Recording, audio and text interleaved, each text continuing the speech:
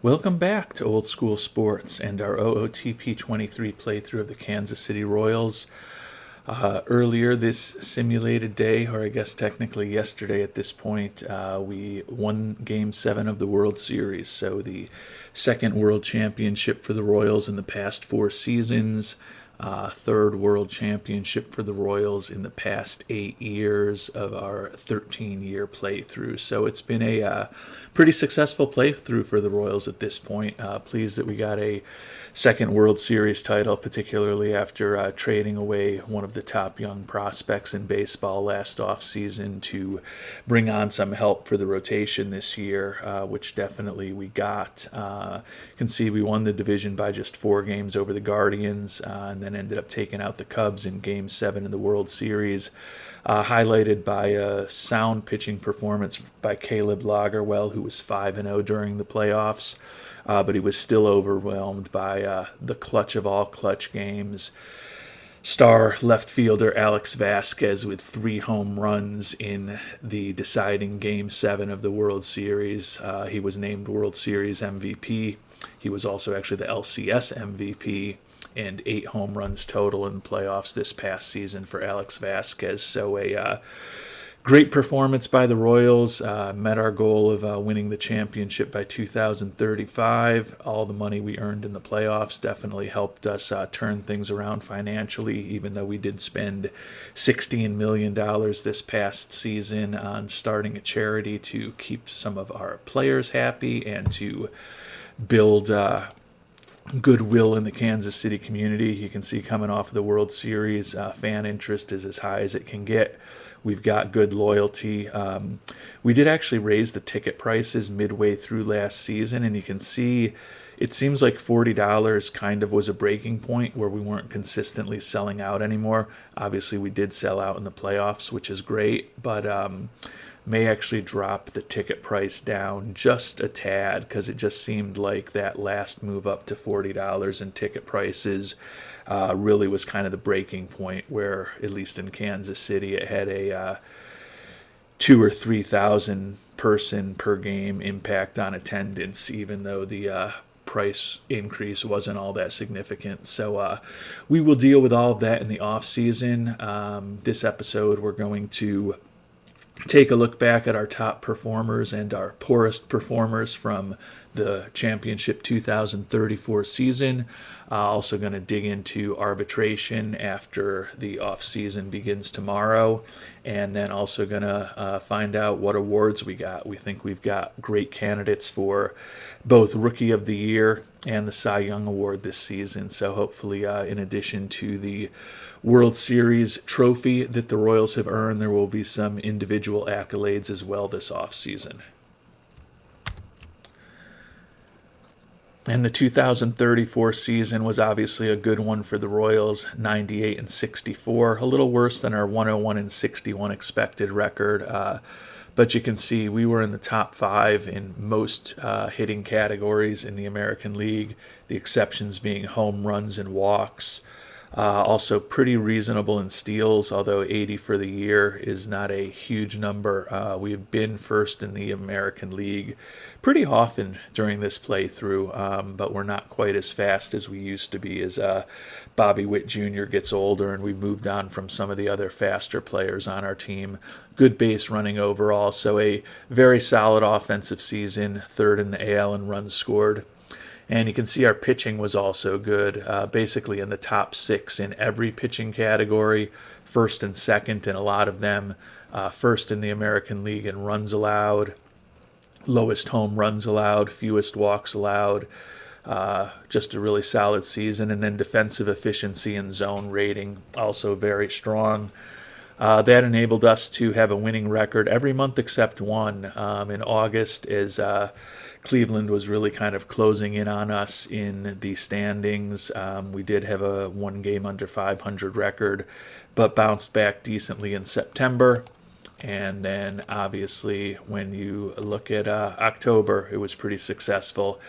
Had the first round bye with the 2nd best record in the American League, beat the Tigers 3-1, beat the Angels 4-2, and then we took out the Cubs in that epic 7-game series to win the 5th World Series championship ever for the Kansas City Royals franchise. Turning to the batting stats of that really solid Kansas City offense, Bobby Witt Jr., as he often has, led the team in WAR with a 6 WAR this season. Only played in 122 games, missed over a month due to some injuries. Batting average of 273 was a little low for him. Did have 28 doubles, 22 homers, scored 85 runs, drove in 83, and even at the age of 34, stole 24 bases with a pretty good success rate. So 137 OPS plus, 138 WRC plus, and the 6 WAR that I mentioned. Would think he would definitely be in the mix for another Gold Glove as he continues to add to the impressive amount of hardware he has sitting there over his left shoulder. And the big thing we'll need to find out about Bobby Witt Jr., and we'll find out tomorrow when the offseason starts, is whether he's going to opt out of his $33.5 million player option for the final year of his contract. You can see he's missed about 40 games each of the last 2 years. He's now fragile in terms of his injury proneness, and he's 34 years old now. I think he still has one big contract left in him, but you look at his ratings, and certainly in terms of his ratings, and then you look at the way his OPSs are slowly coming down, coming off a 273 batting average, which I believe is the lowest of his career. I guess he hit 250. Yeah, 250 and 262 in those first couple years, and then he had a 253 season. So not the lowest batting average of his career, but certainly almost 10 points below his career average. He's certainly not worth what he used to be. I think there's a chance that he will opt into the contract for $33.5 million. But at this point in the playthrough, as I mentioned, we've won 3 titles, made 9 playoff appearances in 13 years. Bobby Witt Jr. is the only player that has been with us since the start in 2022. I think just in terms of kind of making this playthrough interesting, we're going to want to pay whatever we need to keep Bobby Witt Jr. on the team for the next several years and let him play his entire career in Kansas City. That's kind of become one of my big goals at this point. So I'm going to pay him whatever we need to pay him to keep him on board as long as I've got the finances to do it. But as I said, I think there's a chance he won't opt out at that kind of money, and then maybe he's looking for 5 years, $30 million a year or something after that, which we would definitely be paying a lot for what we're going to be getting from him by the time he's in his late 30s with that kind of contract. So I think I may try to structure it ultimately with some team options and hopefully a little bit lower dollar amounts as we get into the out years. But going to do everything possible going forward to keep him on board. Might not be the right decision as far as baseball.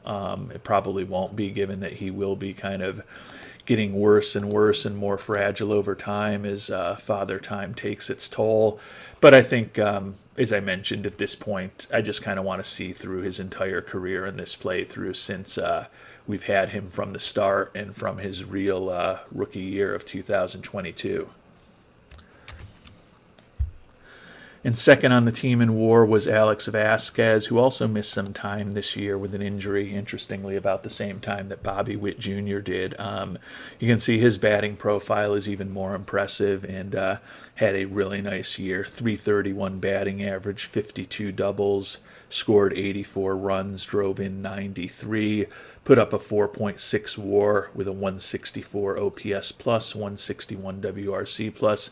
Not the greatest defensive player in the world, but he's not horrible out there. You'd certainly love the range to be higher, but at least when he gets to a ball, he can usually make the play on it, and he's got a pretty solid arm too. So he's heading into his final arbitration year. You can see the arbitration estimate of 16 some odd million is not horrible.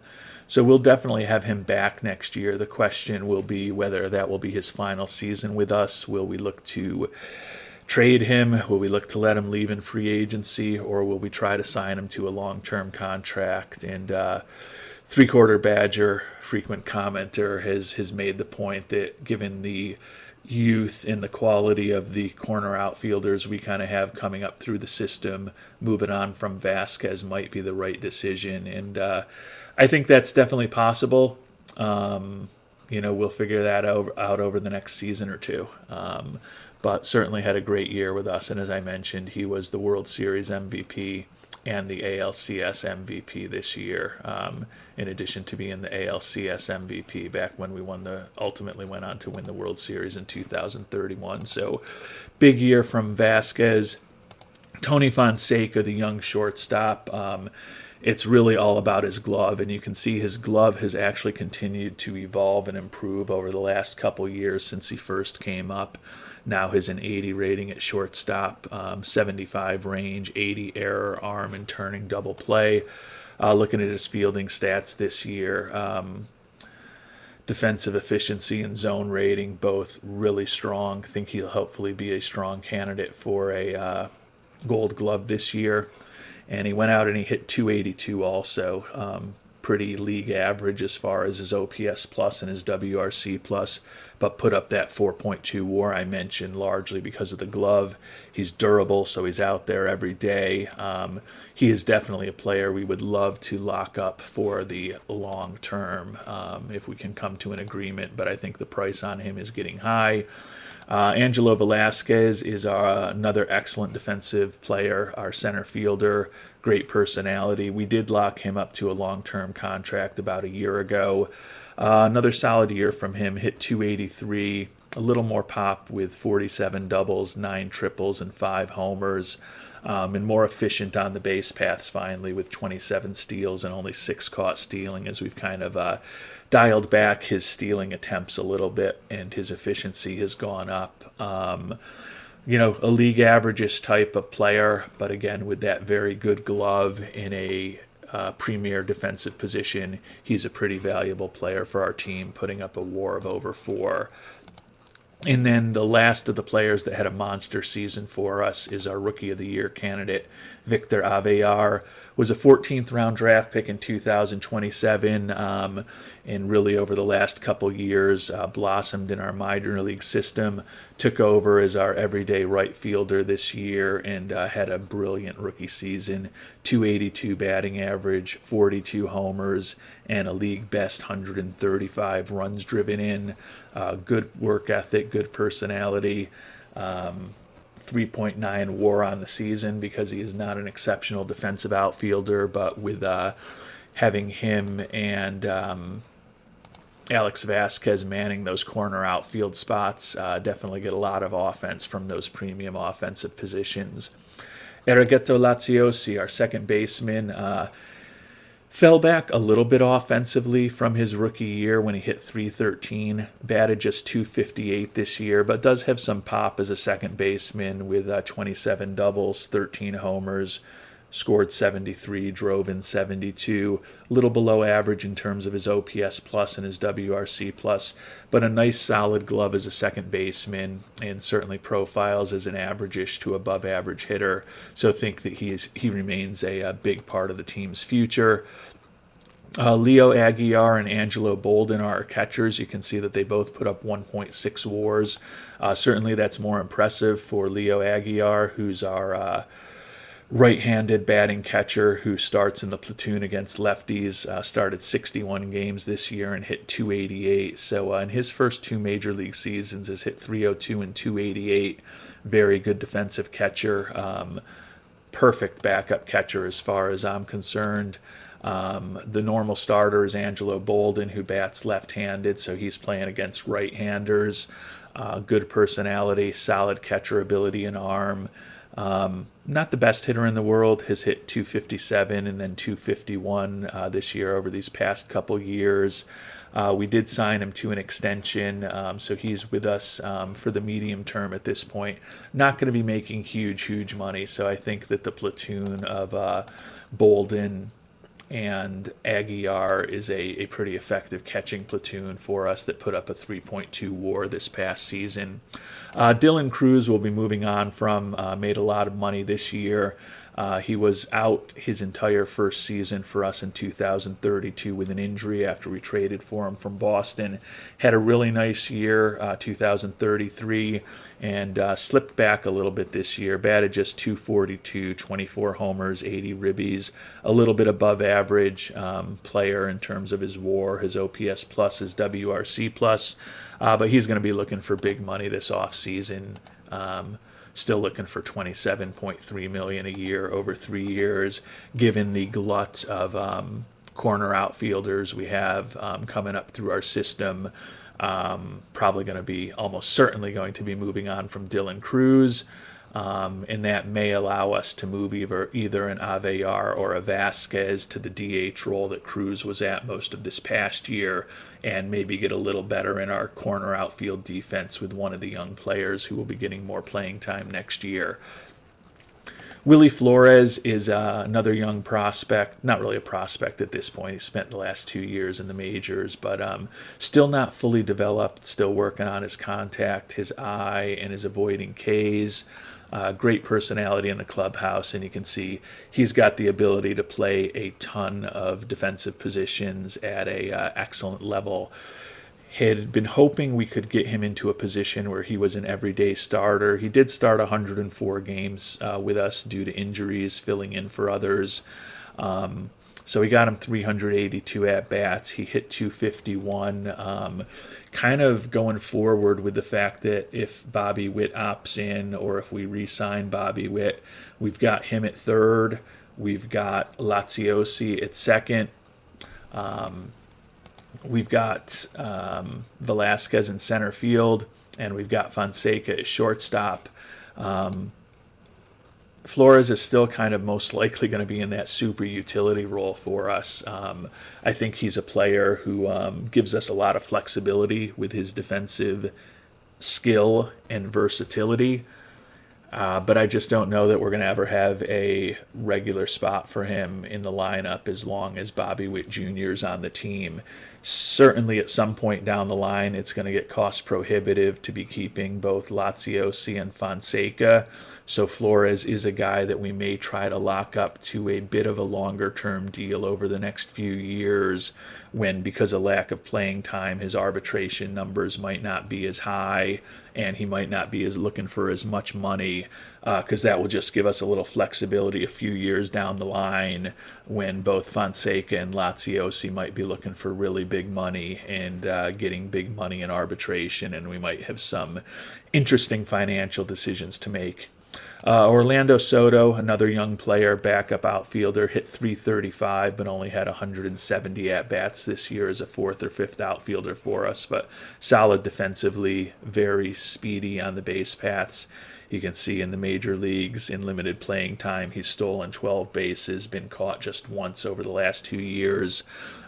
Good personality. That captain personality is great to have in the clubhouse. So he's probably going to continue being a fourth or fifth outfielder for us. Rich Alvarado was our starting first baseman this past year. This is a position that I think we can definitely improve. He hit just 235, did hit for more power with 17 home runs, but negative WAR on the season with all the youngsters we have coming up and as kind of corner outfielders, DHs, first baseman. I think there's a chance that Alvarado's playing time will be declining over the next couple of years. Billy Dominguez, utility infielder, another younger player, has only been up this past year where he hit 225. A cost-effective backup effectively for us at this point. But he's going to struggle to make the roster given all of the young talent that we have coming up behind him. Mike Mcneil is one of those players who could potentially take over for Dylan Cruz, move into a corner outfield or DH spot. Probably don't want to play him at first base, although he is 6'3". Those infield range and error ratings are just dreadful. So he's really more of a corner outfielder. Had a fantastic year, hitting 348 with 27 homers in AAA. Did not do much at the major league level, although we did have him up in the playoffs for the entire playoff run. Let's see what he ended up doing. He was coming off the bench. He only got one at-bat. That's crazy. So although he was up for all 3 playoff series, only got into 2 games, 1 at bat, he did collect a walk, but did not get a lot of playing time being behind Cruz. Potential for him to be a bigger contributor next year. And then Ishmael Zavala is another corner outfielder. Looked like he was going to have a bit bigger role with us a year ago, but now with the people who are even younger than him who are coming up, this former first-round draft choice may find himself as the odd man out next year. Does still have 2 option years left. And you can see he spent most of this year in AAA, where he hit .322. He hit .328 in AAA last year, so he's got nothing left to prove there. But profiles as a more average-ish hitter at the major league level. Struggled this year, hitting just a .161. He may be someone that, if there is any trade value for him, we look to move on from this coming off season. And just one other position player we wanted to highlight, Jonathan Ojeda, who was our first-round draft pick in 2034, another potential first baseman / corner outfielder. He definitely tore through our minor league system this year, as you can see. We started him in rookie ball, A ball, and high A ball just to get a taste of the minors over his first 10 days or so as a member of the organization. Then he played 22 games in Double-A, hit just .243 there, but did have 6 doubles and 2 home runs, and he walked 15 times, so still a favorable OPS plus and WRC plus. And then we moved him up to Omaha for the last month of the year, where he hit even better. .286 batting average, 8 homers and 126 at-bats, 146 OPS plus, 148 WRC plus. He's still developing. He still can get better, but that development may be occurring next year as a 21-year-old at the major league level. I think he could definitely help us at first base compared to Alvarado. Better defensively. He's 6'6", so he's also taller than Alvarado, or not Alvarado. I don't know that he's good. I don't know that he's as good defensively as Alvarado. I was mentally comparing him to Mcneil, who we're not going to be moving to first base that we just talked about. But he can play first base respectively, I think. So we'll see what the numbers game looks like. I guess it's possible he starts the year in AAA, but I think I'd prefer to have him in the majors. We did kind of force start him at first, left, and right over the course of his 60-plus minor league games. You can see he's not completely proficient at any position yet, but respectable enough that we could play him in a corner outfield spot or first base. So I think that he is going to have a big role at the major league level next year, most likely, with the departure of Dylan Cruz. And it's certainly conceivable that Ojeda being up there ultimately ends up taking some playing time from Rich Alvarado, which I wouldn't be that upset about. Alvarado, as I mentioned, is better defensively, but I don't think he is the hitter that Ojeda is going to develop into. And now we turn to our brilliant pitching staff. Ben Borgman, I mentioned, in addition to, I'm pretty certain we're going to have a Rookie of the Year based on the season that Aguiar had. And I think Ben Borgman's going to be a pretty strong Cy Young Award candidate. 18-6 record, led the league in wins, led the league in ERA, led the league in WHIP, put up a 6.6 WAR. Our ace should certainly get some Cy Young Award votes. Eddie Chavera, who is the player that we traded one of the top prospects in baseball away for, Maxime De La Cruz back this past February, felt that we needed to get another quality major league arm, and we also wanted to get our rotation younger. And Chavera had a really nice first season for us, 17-6 record with a 3.91 ERA, gave us over 200 innings pitched. Like the fact that he's young, like the fact that he's durable, gives us just a different dimension for our rapidly aging and veteran pitching staff, and he put up a WAR of 4. Caleb Loggerwell, who, as I mentioned, had a brilliant postseason 5-0 record in the playoffs, and for the second time in the past 4 seasons. Loggerwell was the winning pitcher in Game 7 of the World Series, which is quite an achievement. From his history with us, it was actually a bit of a down year. The 14-11 record is fine, but the 4.13 ERA, as you'll see, is as high as he has ever put up for us. He was pretty consistently, very consistently in the mid to high threes basically over his entire career with us. So he won as many games as he's ever won with us. Have to go back to 2029 for the last time he was a 14-game winner. But his ERA was a little higher. His WAR was a little lower than typical. But his Chavera of 3.35 was kind of right there. His FIP minus of 93 was kind of right there with his career.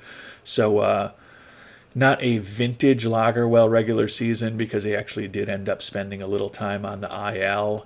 But he still has normal injury proneness, and he was, as I mentioned, brilliant in the playoffs as he won his 3rd World Series championship with the Royals. There honestly aren't too many players around who were members of all 3 of those championship teams, and Loggerwell is one of them. Rosny Contreras signed him to a 1-year deal as spring training began at a bargain basement price. 9-10 record, 4.48 ERA. He was a fine 4th starter for us. Honestly, would have hoped for a little more from him. And even in the postseason, was definitely disappointing with a 1-2 record and 11.12 ERA. Find it unlikely that we will be bringing him back at 35 years old next year. Bob Williams, the reliever, has grown over the last couple of years from a young prospect into one of the more important right-handed arms out of our bullpen. 2-4 record with 4 saves. That 4.01 ERA, a little bit weaker than the year before, actually much weaker than the year before when he put up a 2.50 ERA. But his Chavera was only a little bit weaker, and his WAR only dipped a little bit. So still a pretty effective pitcher for us out of the pen. Bryce Hubbard. Just a very versatile left-handed arm for us. Started 1 game for us, 6-5 record with 16 saves. Took over as our closer midway through the season when we moved Tyler Bosma into the rotation. Put up a 2.82 ERA over 105 and a third innings pitched. So a nice year from Hubbard. Mentioned Tyler Bosma, who was our closer at the start of the year with 14 saves, then moved into the rotation, finished the year with 11 wins, 14 saves, and a 3.52 ERA over 133 innings pitched. We've got a team option for $3.6 million on him for next year. Tend to think we'll probably bring him back. But I think he is at the age of 35 with fragile injury proneness, and you even just kind of look at his ratings, and he's certainly trending towards being a more average-ish type pitcher. Hopefully we don't have to use him as the closer next year, but as a 5th starter or a swing man who kind of fills in, does long relief, and then if we have some pitcher injuries, contributes as a starter. I think there's still value for him in that role. Mackenzie Gore, a longtime member of the team. You can see he is another one of those guys who has been on all 3 of the World Championship teams. Using him a bit more this year with Bobby Crosby taking over as manager for Byron Nichols. Got 50 innings out of him with a 1.80 ERA, 63 strikeouts. He hasn't started for us in many years at this point, but certainly does have the stamina and 4 pitches where he could. He's headed into free agency.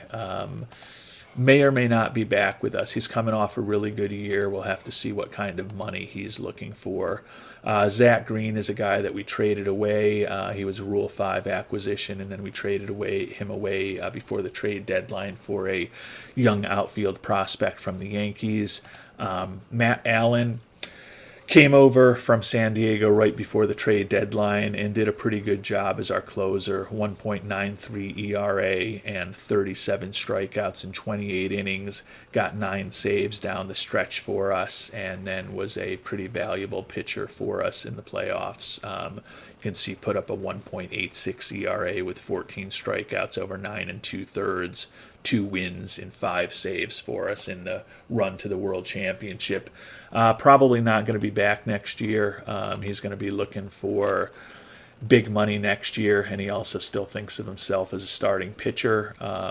So we'll see what he's looking for in the offseason, but I think he is one of several pitchers we may be moving on from. Brought in Justin Brule to potentially be our closer, and he ended up evolving into a lefty specialist. He was fine, 3 ERA over 45 innings pitched. Signed him to a 1-year deal, another pitcher who's going to be a free agent next year. Dylan Lesko, I believe, is another one who's also headed for free agency. So you can see we do have a lot of decisions to make on our bullpen. 3.50 ERA over 54 innings with 71 strikeouts was a valuable arm out of the bullpen for us this year. RJ Dabovich didn't put up much in terms of WAR, long-time reliever, also in the final year of his contract. Again, we're going to have a lot of decisions to make. His ratings are kind of profiling towards an average-ish type reliever. He still had another good year for us, though, with a 2.55 ERA. Pitched just 42 1/3 innings, though. One of many relievers who we're going to have a decision on, and he is also one of the guys who has been with us for all 3 of our championships. And then the last 2 guys who put up slightly negative WARs on the year, Ramon Perez is a 24-year-old, put up a 2.63 ERA in AAA and a 2.31 ERA in 16 games at the major league level. Probably will be on the team next year to fill in for some of these other right-handed relievers that we're going to be moving on from. And then Gordon Graceffa was in our rotation to start the year, ended up being replaced by Tyler Bosma when he was pretty ineffective. You can see he still has the stamina to be a starting pitcher, although his arsenal is looking very average-ish at this point. We did sign him to a $4 million extension for next year. So he is technically on the team unless we decide to trade him away. It was a brutal year with a 5.25 ERA over 106 1/3 innings. Seems to be a player who is kind of regressing relatively rapidly. I don't even know that at this point that he's a $4 million pitcher next year. But if we take a look at the pitching staff and the prospective pitching staff and decide to keep him, would think that he's going to be a long reliever out of the bullpen who can potentially fill in as a 5th starter for us from time to time if we have some injury issues. And looking at the potential salary situation, as I mentioned, Bobby Witt Jr. can opt out. Dylan Cruz will be gone. And then we've got a lot of pitching decisions to make. RJ Dabovich, a free agent. Contreras, a free agent. Brule, a free agent. Lesko, a free agent. And Gore, a free agent. So, and then Matt Allen also headed into free agency. So while we've got a lot of young talent coming up through our system, right now at the close to major league level, we don't have a ton of arms. As I did talk about, I think Ramon Perez is clearly going to be with the team for the entire year next year at the major league level, just because we're going to have so many bullpen roles to fill and probably won't be able to fill them all through free agency. The other pitcher who's getting close is starting pitcher Dan Keow. He was mediocre in Double-A this year, 4.56 ERA over 122 1/3 innings. But the former second-round pick still has an excellent curve, an excellent changeup, and an acceptable fastball. Really good stuff, plus control. Still working on his movement, though, and as a guy who only throws 90 miles an hour, he'll probably end up giving up some homers. You can see he gave up 20 in Double-A this year, so he is going to be a member of our rotation most likely sometime down the line, but don't think he's quite ready to potentially help us at the start of the 2035 season. So we're going to have some decisions to make as far as bringing back some of the potential free agent pitchers, and then also potentially finding some other help for the rotation, either through the trade market or through free agency. The good news is if that Bobby Witt Jr. opts into his contract and Dylan Cruz obviously hits free agency, we're probably going to have some money to spend to bring on some arms, since I don't feel like we're going to really need to spend anything on the offense. If we have Bobby Witt Jr. back, our infield is intact, our catchers are intact, and as I mentioned, even though we're losing Dylan Cruz, between the likes of Ojeda, Mcneil, and others, we don't need to go looking for another corner outfielder / DH / first baseman. So we can really put all of the money we have to spend this offseason into hopefully helping our pitching staff get a bit younger and a bit better. And we've moved ahead a day to the offseason. World Series champions, as I talked about. And as I mentioned, I did say that Bobby Witt Jr. was the only player who had been with us since 2022 when we started this playthrough 13 years ago. Actually, Mackenzie Gore technically was with us in 2022. We traded for him from San Diego late in the offseason, but he didn't make his major league debut with us to 2023. So he's been with us for all three of the World Series championships and been with us almost as long as Bobby Witt Jr. But Bobby Witt Jr. is technically the only original OG left on this team from the 2022 season. And since we've got the mail here, we'll find out whether Bobby Witt Jr. is going to opt out in real time with you guys. Let's see what he had to say here on the first day of the off season. It would be a lot more interesting. Bobby Witt Jr. does void his last contract here, so $33.5 million, not enough for him. It might just be that he wants a longer-term deal. It's not going to shock me if he's looking for a little less than the 36 that he was getting paid, and he just wants assurance for more years. But let's take a quick look. Yeah, okay, so he's looking for an average of $33.6 million over 5 years. Now he's looking for bigger money these next couple years. He's looking for a vesting option, but lower money towards the end. So we may be able to structure something to keep Bobby Witt Jr. around for the next 5 years. I recognize that we're likely going to be overpaying him, probably even now, and then certainly in some of the later years of the contract. But at this point, you know, we've managed Kansas City reasonably well. I think it's just interesting from my perspective to see if we can have a guy who becomes a Hall of Famer and spends his entire career with the team. So that's kind of what I'm going to focus on thinking about with Bobby Witt Jr. Tyler Bosma talked about need to figure out what we're going to do with the option for him, given the number of free agent pitchers we have. Probably leaning towards bringing him back. Isaiah Moore, excited with our tremendous season, but he's not angry that we didn't make enough profits for him. Wants us to bring home another World Series trophy in the near term to solidify our legacy. Very happy with us. Wants another championship. Continues to want us to build a dynasty. Did get a nice bump in the budget, though, up to $262 million. So the long postseason run gave us a pretty good financial situation. And you can see we got the bump from 242 to 262 million. So right now that gives us a potentially insane amount of money for the Kansas City Royals to play with this offseason. Definitely going to look at bringing back Bobby Witt Jr. with that kind of money. Could be tempted to bring back Dylan Cruz, but I'm not. I think we've got the young talent to be corner outfield. But if there is a big-time starting pitcher who's going to be hitting free agency, I think we can potentially be in play for them with the amount of money we have. Obviously, we're going to need to figure out what to do with Alex Vasquez eventually, and he's going to be making big money if we decide to keep him around.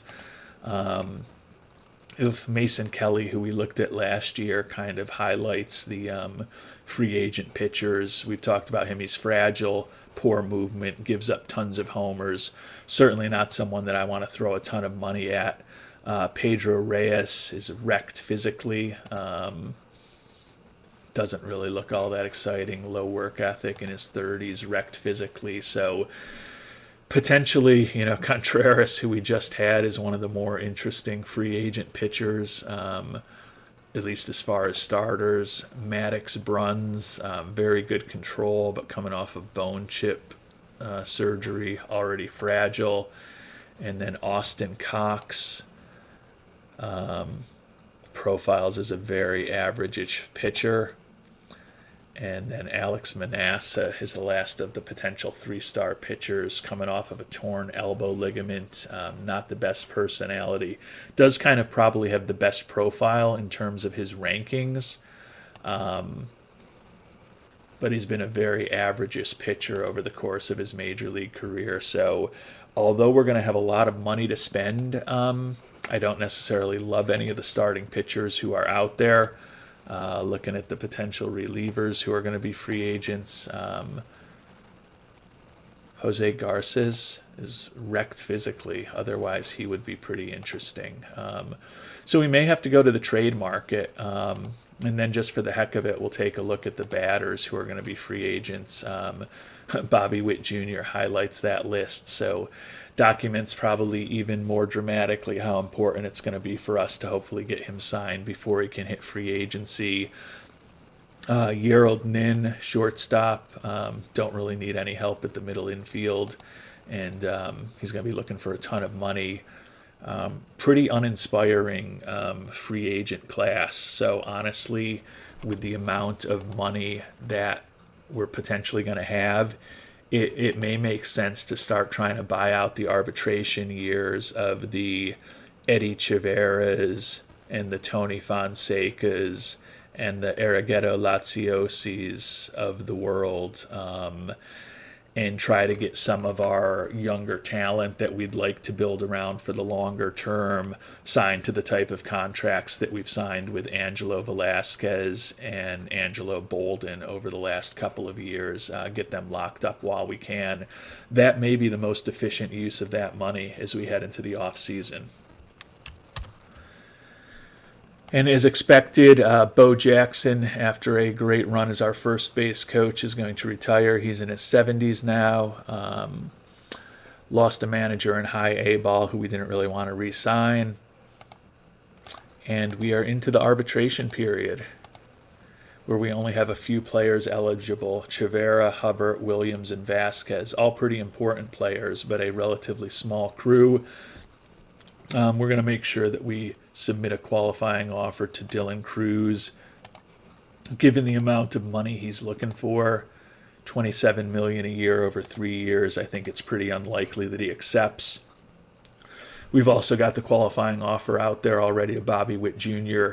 Obviously, our first goal is to get him locked up for the long term, so we're going to focus on that right now. And as I mentioned, he was due to make $33.5 this year. He's really only looking for $33.6 a year. It's just that he wants an extension over 5 years. I'd prefer it to be a team option towards the end rather than a vesting option. We honestly can include the no trade clause because as a 10-5 guy, he's kind of got those rights already, so it doesn't bother me to include that since our goal is to have him on the team through the end of his career anyways. Certainly we'll give him bonuses if he's an MVP or an all-star.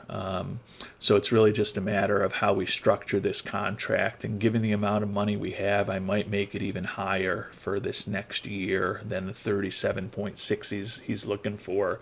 I'd like to get the average down a little bit and like to give us a little more flexibility towards the end potentially. But I think we're going to be able to work something out with BW Jr. All right, Bobby Witt Jr. was looking for 5 years at an average of $33.6 million. We are offering him actually 6 years, an extra year, the average annual value a little lower at $31 million. Included the vesting option for 120 games played that he had asked for his last year, but you can see we've kind of got it a bit front-loaded with the big numbers 40, 37, 34, and 30 over the next 4 years, dropping to 25 and 20 million potentially if he hits the vesting option. I think this probably takes him through his entire career if we get him signed to this.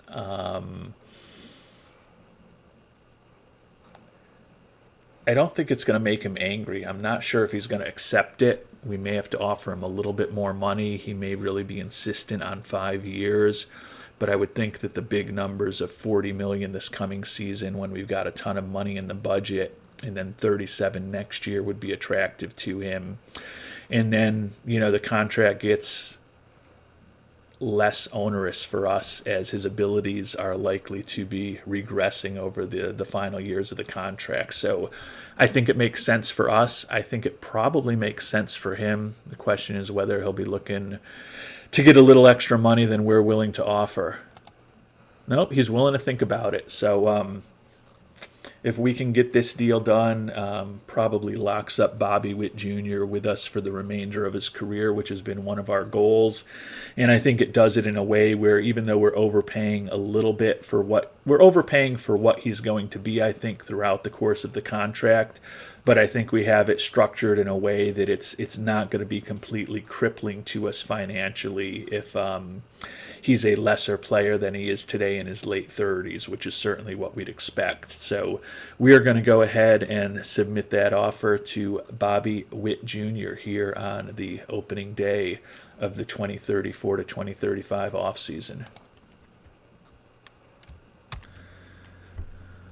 So now moving on to our potential arbitration eligible players. Definitely interested in bringing all of these guys back. Vasquez hasn't really seemed inclined for the last several years to talk about a longer deal with us, and I think that's fine. Don't love his low work ethic and don't love his greed. Clearly he's hoping to make a ton of money when he hits free agency. Can't blame him for that, but we think that the arbitration number is going to be about 16.875. He's going to be looking for more than that. Let's see if we can just get him locked up for 16 million, and we will include the MVP and All-Star bonus. I don't know if that'll be quite enough. We'll include the no trade clause. Yeah, well, I don't know if I want to include a no trade clause for next year. I can't imagine us completely falling apart. But if we did fall completely apart and he was looking for crazy money and we weren't going to re-sign him, we would want to potentially get some value for him. So I'm going to put him up for $16.5 million, but not include that no trade clause, and he's willing to think about that. That's fine. Similarly, Bob Williams would love to have back, important reliever for us, looking for about expecting about 1.4 million. He's looking for about 1.5. We'll see if we can sign him for 1.3 for next year. That will work. Bryce Hubbard, veteran, but he can start for us. He's not a great overwhelming pitcher, but he's done pretty good. You can see 3.74, 3.60, and 2.82 ERAs in the major league over the last few years. He's a lefty arm. Arbitration estimate about 2.6. He made 1.5 this year. Let's see if we can sign him for 2.4 for next year. And we are going to lie to him and say he's going to be in the starting rotation, although I don't think he will. He's willing to think about that. And then last but certainly not least, Eddie Chavera, who had a great first year for us, traded away one of the top prospects in baseball to pick him up. He's only going to be 27 next year. durable pitcher, so very important member for the future of our rotation. And he's willing to consider a long-term extension. Now, it's not going to be cheap. It's an average of almost $15 million a year, and you can see close to 19 for the last 5 years of that deal for what he's looking for. His ARB numbers the next few years are supposed to be 2.5, 5-ish, and 6.5. So he's certainly not offering us any discounts even on his arbitration years. He is willing to let us buy out 5 years of free agency, so there's some value there. But the money he's looking for the next few seasons, which would be his arbitration years, he's looking for a lot more in this deal. I would like to try to structure something for him and get him signed for the long term, so I am going to give it some thought, but I don't think we're going to offer him exactly what he's looking for. All right, I don't even know if the way this contract is structured, it will even work. We'll find out if we offer it to him. He was looking for $14.7 million a year for 8 years. We're only offering him $12.5 million for 8 years. He was willing to give team options in the last 2. We're keeping those in. We are front loading it with $15 million for this next year, and then we're dropping it to $7.5 each of the next 2 seasons, when some of our young infielders are going to start getting arbitration eligible, and we're probably going to want a little more flexibility, and then kind of grows steadily after that to, as I mentioned, an average of more than $2 million a year less than he was looking for. And I'm not sure with that big drop before it starts going up again whether he's going to want that, whether that's even going to be allowed, but at least we'll see what he's thinking about it. And you can see he's not thinking about as long now. He is willing to come down in the average annual value if we only do a 5-year deal, which would essentially mean we're only buying out 2 of his arbitration eligible years. So I think we can probably get something done. Going to have to offer him a little more money to do it, though. All right, we're going to come back to Chavera with the deal that averages $13 million a year for 7 years. So less than the 8 years he had initially proposed, more than the 5 years. He came back with a little less money per year than he's looking for, but more than we were at in our previous offer. Not accepted, and his number is going up. So we're going to have to come in strong with this last offer. Otherwise, we're probably just going to go to arbitration for 1 year with him, which is not optimal given that we want to build around him for the long term. All right, last ditch offer. We've gone down to 6 years. So our first offer was 8, second was 7, and third was 6. And we've gone from about 12.5 average with 8 to 13-year average with 7 to about 13.4 average with 6 years. So I think this is about as much as we're willing to do right now. If he doesn't go for this, we'll just make him the 1-year arbitration offer and hopefully re-engage with him down the line. Oh, and he's willing to think about it. So would obviously be optimal if we can get Chivera locked up for the longer term. So we've offered him 6 years, $80.5 million, which would buy out his first 3 potential years of free agency in addition to his 3 arbitration years. So we've got a long-term offer out to Bobby Witt Jr., got a long-term offer out to Chavera. We've made arbitration offers to Hubbard, Williams, and Vasquez. We've submitted the qualifying offer to Cruz. The question is whether we want to do anything with Dominguez, Gore, and Lesko. And before them, we also want to figure out if we want to do anything with our option on Tyler Bosma. And I do think we are going to bring him back for the $3.6 million next year. As I mentioned, we're a little short of pitchers. He is someone who's been pretty effective for us over the years as a starter and as a closer and as a reliever and as a swing man in the rotation. So we're going to bring back Bosma for 1 more year. So we are going to execute that option for Tyler Bosma. And now we just need to figure out whether we want to fill any of the other potential holes we're going to have in our pitching staff by bringing back a Dabovic, a Gore, or a Lesko. And Dabovic has been with us for a long time. At this point, he profiles as a very average arm out of the bullpen. He's only looking for $2.2 million, so that's a big drop from the $6 million he was making. It's possible we bring him back. Mackenzie Gore, again at this point, profiling as a pretty average pitcher. And he's looking for $3 million a year. Obviously, he's coming off a really nice season, so that makes a little bit of sense. And he does have the ability to start for us if we needed to. And then Lesko, how much is Dylan Lesko looking for? Yeah, he's looking for over $5 million a year. Now, he's younger than the other two guys. Probably profiles a little bit better than them at this point. Throws harder in the mid to high 90s. But for $5 million, I'm just not sure that he's worth it.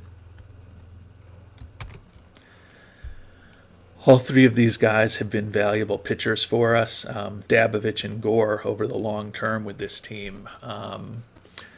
But I don't think any of them are compelling enough at this point in their 30s that we have to bring them back. I think I'm willing to let them hit free agency. I think once they're out there, I recognize they might make a little more money than they're looking for right now, but I'd rather look at the whole universe of relievers that are potentially out there, spend a little more time thinking about trades and stuff. So I don't think we really have to make an offer to any of them. So I think we can start kind of moving forward towards award season and seeing how we've done with the offers that we have made thus far. And not surprisingly, Mike Mcneil, who we've talked about is likely to take over for Dylan Cruz next year, was the IL top player of the year. We've already talked a lot about the great season he had. 348 batting average, 27 homers, 84 runs driven in. Did not hit much in his first shot at the majors, but it was a small sample size, just 63 at-bats. And the former number one draft pick for us, or first round draft pick for us, was only 23 years old. So still profiles as a player who could have really nice power. Think he's going to have a big role on our team next year as the potential replacement for Cruz. And given that Mcneil is a competent defensive outfielder, that could result in us improving our corner outfield defense a little bit with most likely Vasquez moving into a full-time DH or first base kind of role. And some good news here on Monday the 6th. Bryce Hubbard signed his extension. Alex Vasquez signed his extension, which the fans are excited about. You can see we've also signed a bunch of minor league free agents, 2 extensions. Bob Williams gets signed, which is good. Fans are happy about that. And most importantly, Eddie Chavera did sign that deal, $80.5 million over 6 years. So we now have Chavera locked up for the long term. So don't need to worry about losing him. We're going to be paying him more for the next 3 seasons than he was going to be slated to make through arbitration.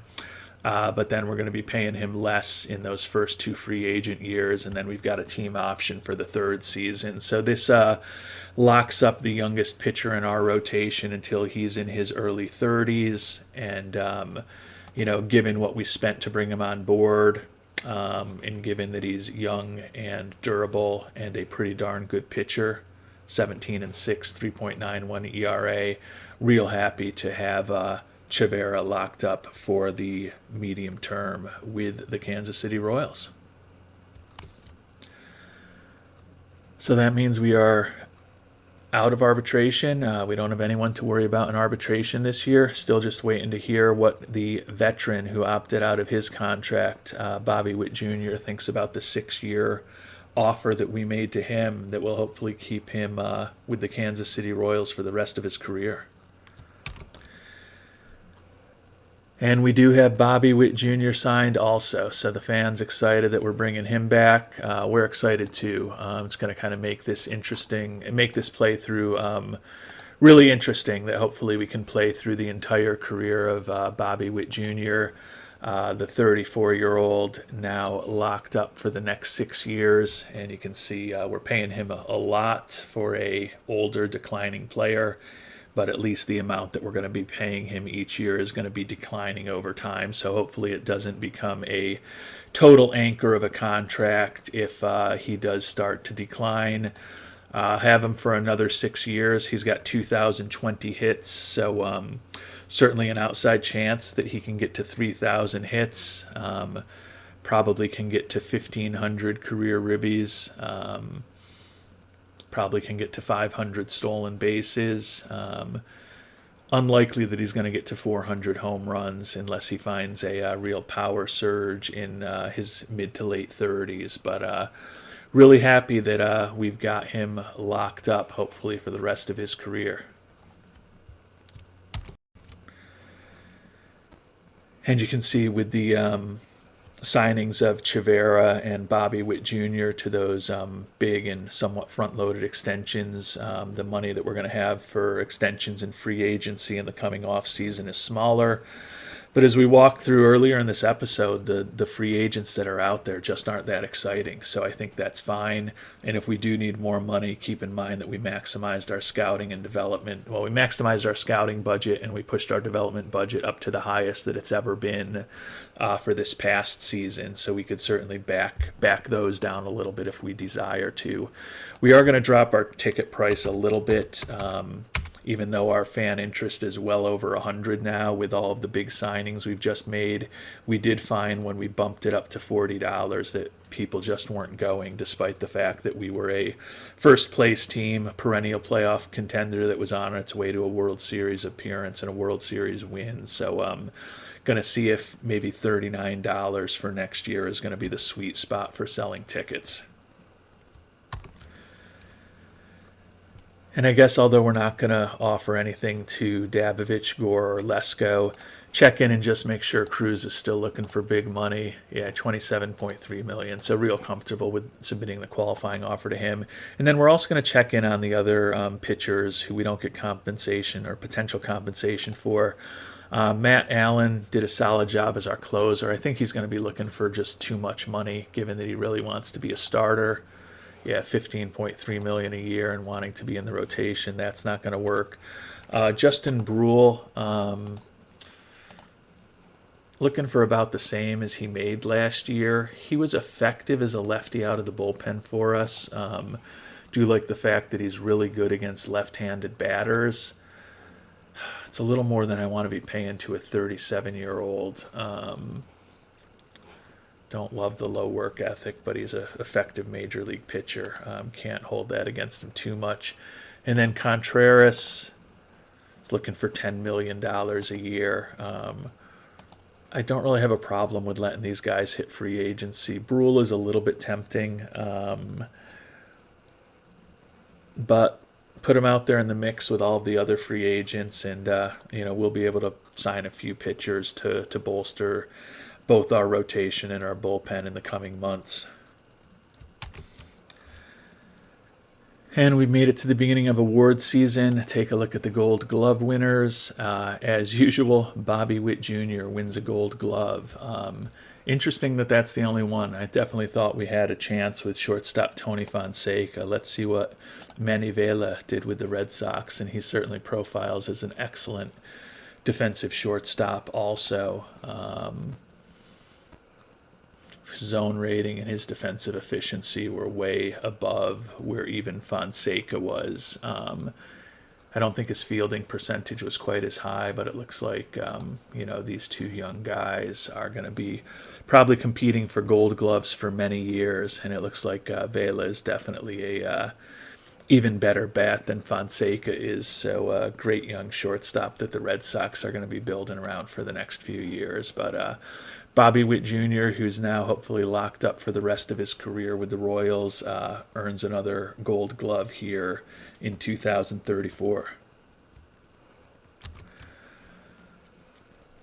And we got a Reliever of the Year award. Was not necessarily expecting that, but Bryce Hubbard, who we did sign to an extension in arbitration, got 29 votes for Reliever of the Year.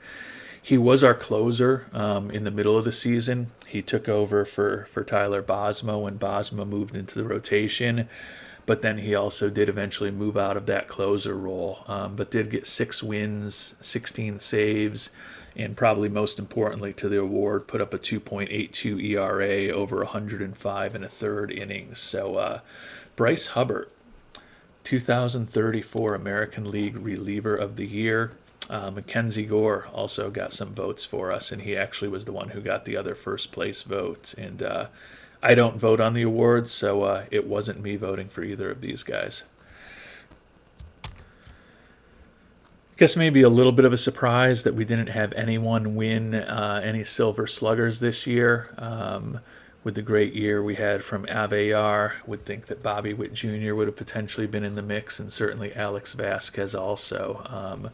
But it looks like you really need to put up the huge home run numbers to win those corner outfield awards. And DH, Trey Sweeney with 47 homers, right fielder Jack Lowe with 53, left field a little bit less with the 19 homers from Adrian Oliva, but he hit 343. I think that was, he was the batting title winner. So makes sense that, I guess it makes sense that we don't have any Silver Sluggers this year.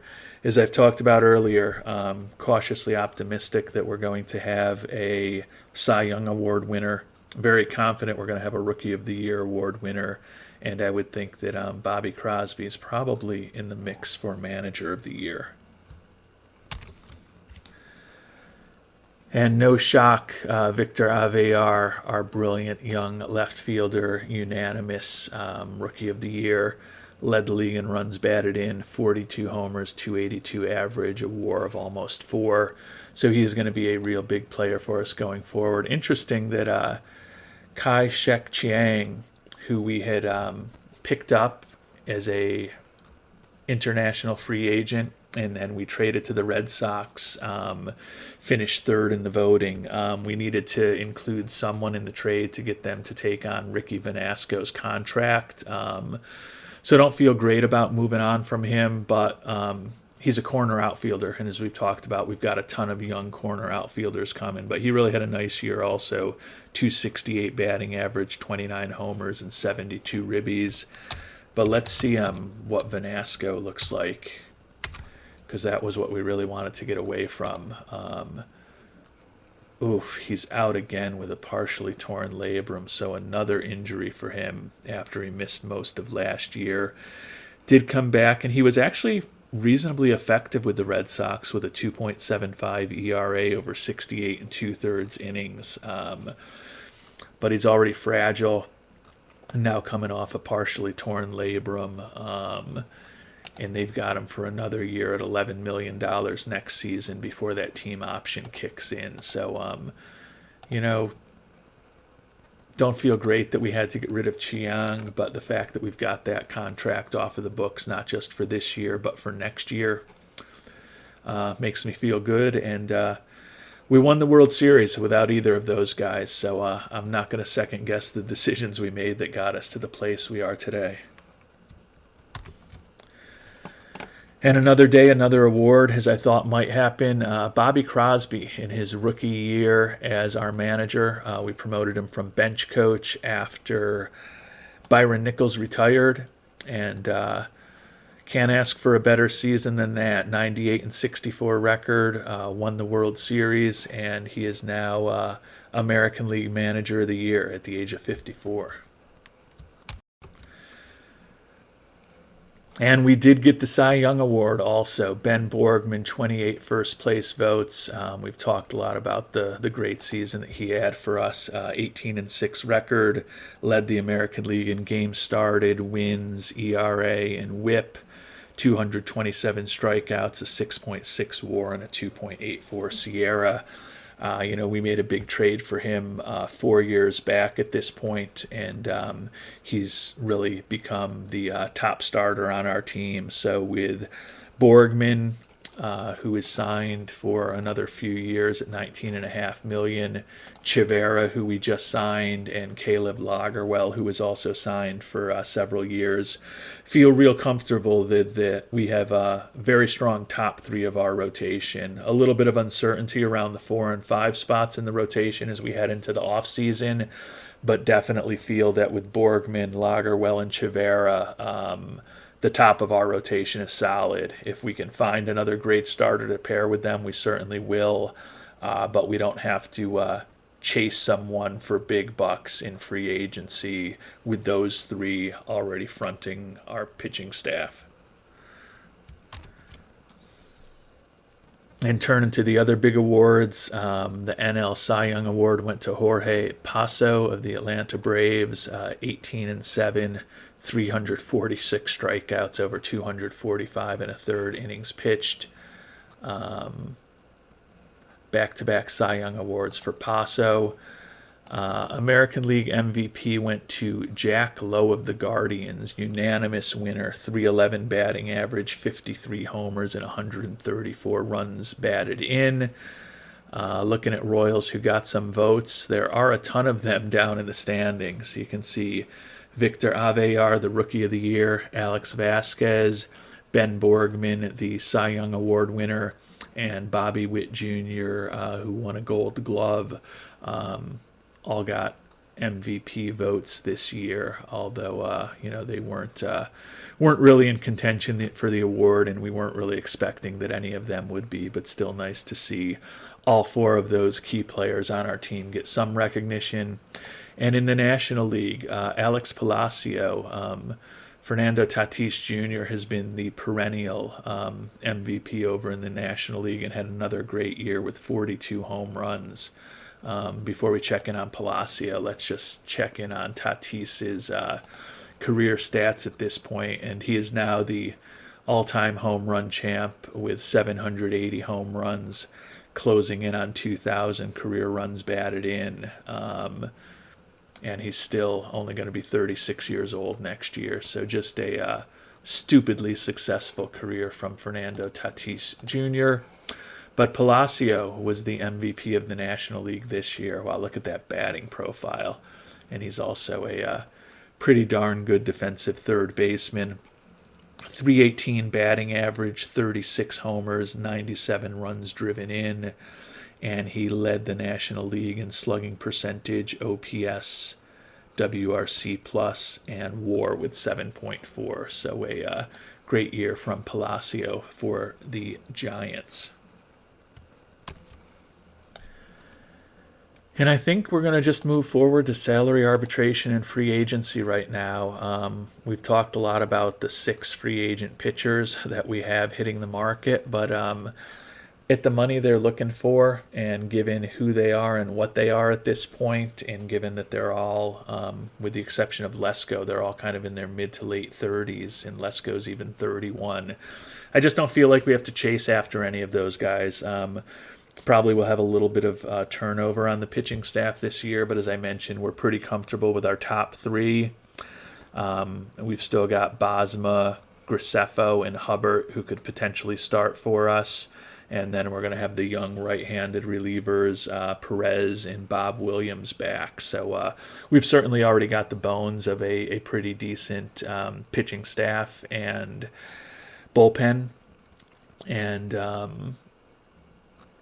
I would think that at least one, if not multiple, of these 6 players will eventually be back with us next year. But I'm willing to kind of let free agency sort itself out, and rather than making them an offer right now.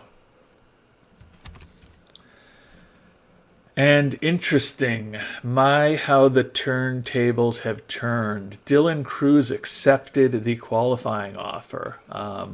We did not want that, and given that he had said he was looking for $27 million a year over 3 years, we did not expect that.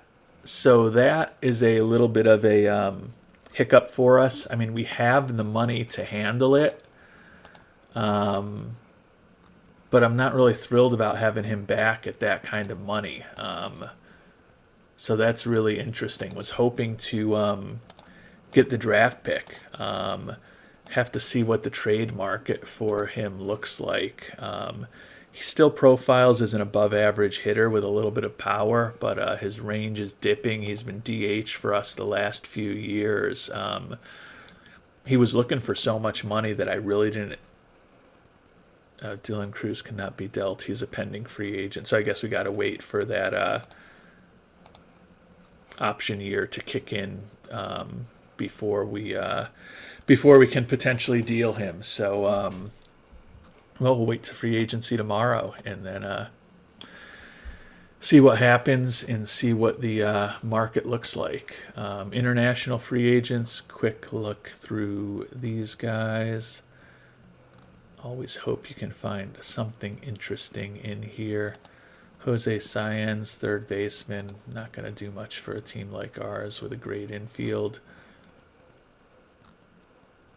Luis Ruby, center fielder. Again, looks like a nice defensive center fielder, but certainly not as good as Velasquez, so he'd be a utility outfielder for us, which we don't need. So not really anything in international free agency. Looks like it's actually a pretty weak free agent year. We'll take a deeper look at those guys in just a moment. We've got about $26.8 million for free agents, which isn't bad, but we will have more if we can figure out something with Dylan Cruz. Let's see if we can shop him around now. Just what the market looks like for him. There's no market at all for him. So we really misplayed that. I knew we didn't want him back, but he said he was looking for $27 million a year over 3 years. I just thought there would be enough of a market, or he would think there was enough of a market for him that he would not accept that offer. If we throw in the veterans, we'll probably get some nasty contracts in return. Yeah, a 41-year-old Trey Turner, Yainer Fernandez, or Taisuke Yamaoka, who's a 39-year-old reliever. Oof. Well, this is an ugly twist. This is definitely a bummer because I'm probably going to have to throw in a prospect just to get rid of Cruz, similar to what we did that we were just talking about when we got rid of Vanasco last year. I guess the other option is that we keep him this year since we have the money. I just really don't want him to be in the everyday lineup. I guess if he's a fourth outfielder for us, it's kind of fine. But as I talked about, I want to move forward with Mike Mcneil as an everyday player, most likely, and also potentially with Jonathan Ojeda joining the Major League roster next year. And right now, Cruz is just an impediment to both of them getting playing time. So we've got the money to afford him, so I probably won't give up a ton to get rid of him, but I think I may just force start other players at those positions and basically turn Cruz into a very expensive fourth or fifth outfielder, and given his lack of outfield skills at this point, really just a pinch hitter, which is kind of crazy. I'm going to take a look right now at our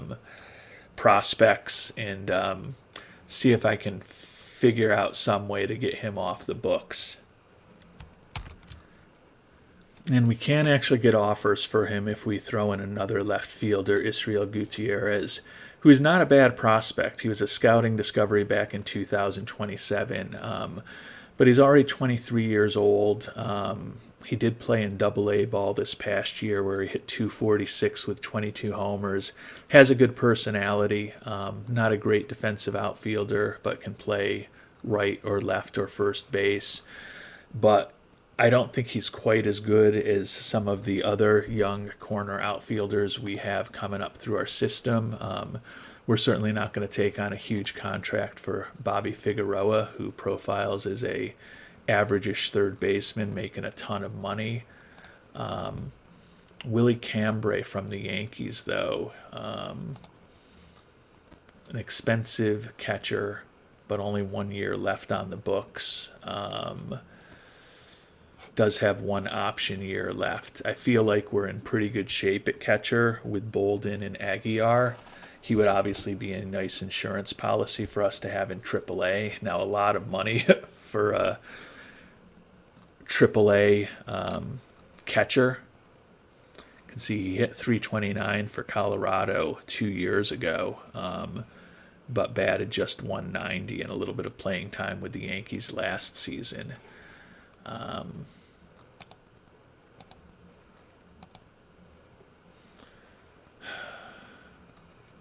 really bummed that Cruz accepted that qualifying offer, because I don't really love having to dump a decent prospect to get rid of him.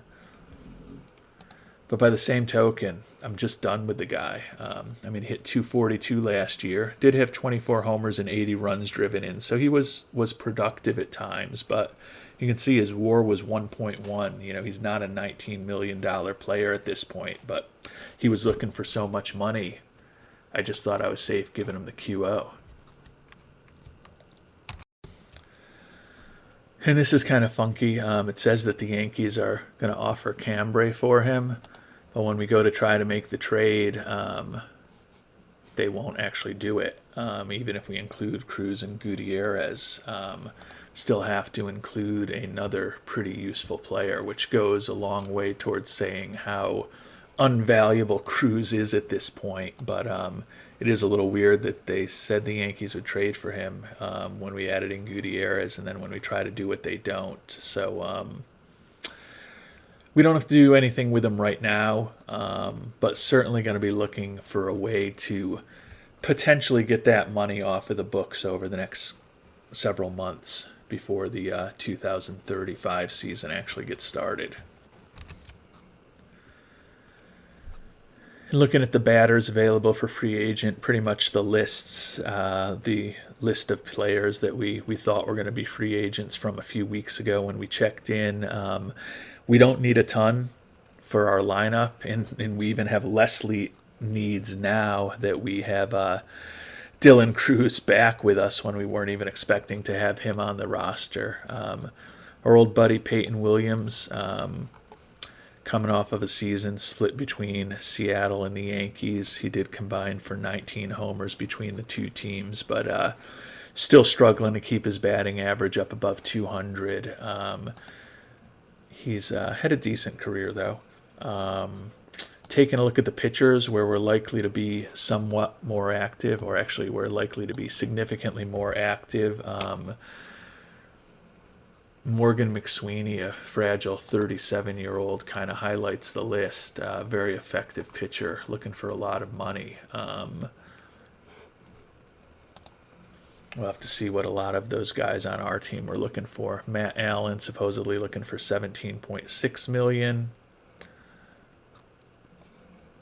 And you kind of have to move down the list to find the other guys who we had. A lot of 3-star guys hitting the free agent market. Justin Brule looking for 4.2. That's kind of what he was asking us for, so no surprise to see that be the number. Contreras looking for $10.6 million. Garrett Crochet, who had a nice career, looking for $9 million at this point.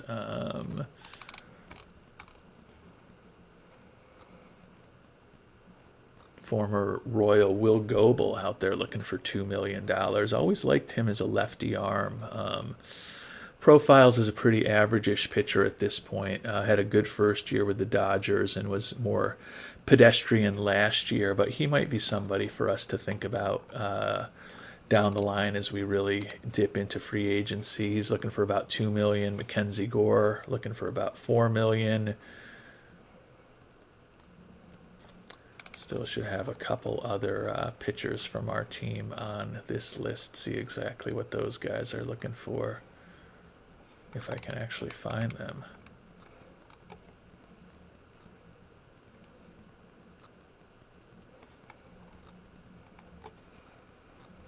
Maybe some of them are 2.5 stars at this point, or I perhaps just missed them. Did I scroll by RJ Davovich, or is he not a 3-star pitcher anymore? Yeah, I guess Davovich must just be a 2.5 star kind of guy at this point. Find out what RJ is looking for after his long run. There's Dylan Lesko, another one of our free agents. Lesko looking for $5.5 million, which seems like a lot. And our longtime buddy RJ Davovich looking for $2.6 million. So a lot of options in the free agent market, none of them particularly compelling, but I think we should hopefully be able to find some depth for our pitching staff through the free agent market going forward. And we will focus on that in our next episode. Going to dig deep into free agency, going to probably dig deep into the trade market, and most importantly, we're going to try to find a way to get Dylan Cruz off of our books. Again, we had that huge bump in our payroll, in our budget this year, so we've got the money to keep him on board, but with that $20 million bump in the budget, I really just hate to spend it all on a player that we really didn't want. So, as I said, kind of a bummer that he accepted that qualifying offer. Just really did not expect that to happen, but you can see by the lack of the trade market for him that he was just trying to sucker us, asking for that $27 million a year contract for 3 years. He knew that was nowhere near his value. We should have been smart enough to not make the QO to him. So now we're going to have to spend some time trying to figure our way out of that poor decision. But we'll focus on that in our next episode. Until then, thanks so much for watching, and hope you have a great day.